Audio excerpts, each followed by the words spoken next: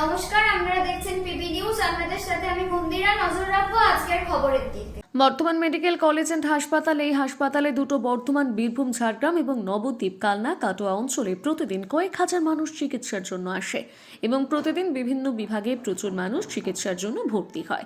সেই হাসপাতালের সামনে হকারদের বর্ধমান পৌরসভার পক্ষ থেকে ভেঙে দেওয়া হয়। বর্ধমান পৌরসভার তোলাবাজি এবং অপদার্থতার জন্য প্রতিদিন চিকিৎসা নিতে আসা রোগী এবং রোগীর পরিবারের মানুষের হয়রানির মুখে পড়তে হচ্ছে। হকারদের দোকান ভেঙে দেওয়া হয় বর্ধমান পৌরসভার পক্ষ থেকে এবং তারপর বলা হয় যে দোকানগুলোতে পুনর্বাসন দেওয়া হবে, কিন্তু দীর্ঘদিন হয়ে যাওয়ায় এখনো পর্যন্ত হকারদের নিয়ে পৌরসভা কোনো চিন্তা ভাবনা করেনি। এই হকারদের কাছ থেকে প্রতিদিন রোগী সহ রোগীর পরিবারের মানুষরা পরিষেবা পায়। গরম জল ভর্তি হওয়া থেকে শুরু করে প্রয়োজনীয় বিভিন্ন জিনিস এবং দুপুরের সন্ধ্যায় সকালে খাবার, রাতে বিভিন্ন সামগ্রী থাকার জন্য প্লাস্টিক, সমস্ত পরিষেবা, সমস্ত জিনিসপত্র তাদের কাছ থেকে পায়। কিন্তু দোকান ভেঙে দেওয়ার পর রোগীর পরিবারেরা বেকায়দায় পড়েছে। তাদের খেতে হয় উন্মুক্ত আকাশের নিচে, প্লাস্টিকের নিচে। এই হকাররা সমস্ত জিনিস রাখতে পারছে না, কারণ যেহেতু দোকান ঘর ভেঙে দেওয়া হয়েছে, তাদের পর্যাপ্ত পরিমাণ রাখার মতন জায়গা নেই এবং সন্ধে হতে হতে বেশিরভাগ দোকান বন্ধ করে তারা চলে যায়। তার ফলে রাত পড়তে আবার সমস্যায় পড়ছে রোগীর পরিবারের লোকেরা।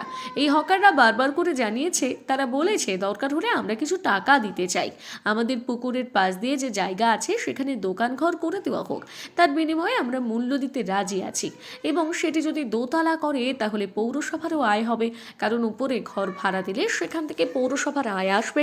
দূর দূরান্ত থেকে আসা রোগীরা পরিবারে থাকার জন্য ঘুরে বেড়ায়, পায়খানা বাথরুম দরকার হয়, তারা ঘর ভাড়া নিয়ে থাকতে পারে। তার মধ্য দিয়ে বর্ধমান পৌরসভারও আয় বাড়বে, কিন্তু বর্ধমান পৌরসভার উদাসীনতার জন্য আজ রোগীর পরিবার সহ এই হকাররা সমস্যার মধ্যে কাটাতে হচ্ছে।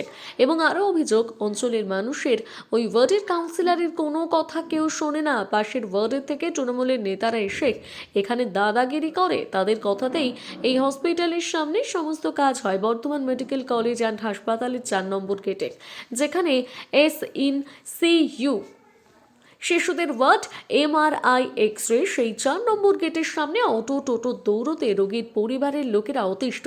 সেখানে কিন্তু পৌরসভা এবং পুলিশ প্রশাসনের কোনো ব্যবস্থা নেওয়ার উদ্যোগ নেই, কারণ তারা নেতাদের লোক, তাই অটো টোটো দৌড়াতে চললেও সেখানে কিন্তু প্রশাসন নির্বিকার। এখন দেখার বর্ধমান পৌরসভা কি রোগীর পরিবারের স্বার্থে উদ্যোগী হবে।